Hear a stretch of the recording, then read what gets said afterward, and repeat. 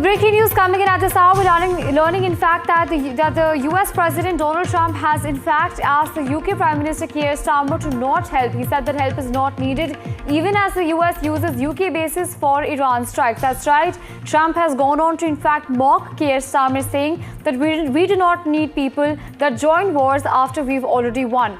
Remember that this in fact reflects on the disagreement that the two leaders had. Remember that Keir Starmer had questioned the legality of the strikes that the US and Israel were conducting on Iran, saying that there wasn't any such international law that allowed them to do so.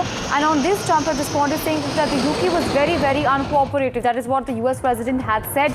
He had in fact even accused Keir Starmer of trying to in fact create problems in the relationship that UK and the United States have.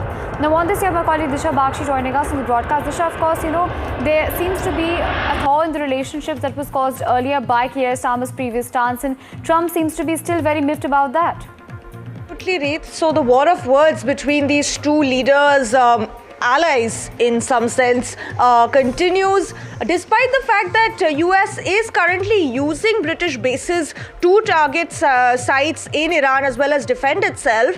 US President Trump making it clear that he's not entirely happy with the British Prime Minister, saying that we do not want the help of countries who join wars that have already been won.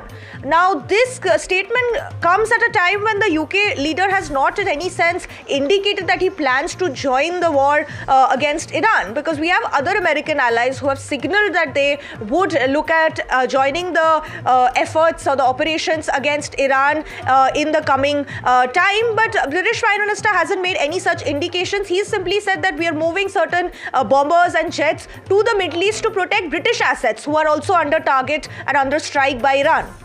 Right, absolutely, Disha. Thank you so much for joining us and sharing those updates with us.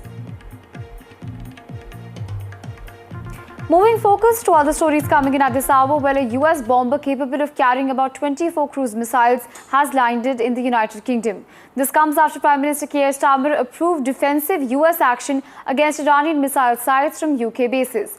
The move comes after days, in fact, when Keir Starmer had even refused permission for the US to use UK bases in joint strikes with Israel on Iran, a decision that caused a disagreement with the US Prime Minister Donald Trump.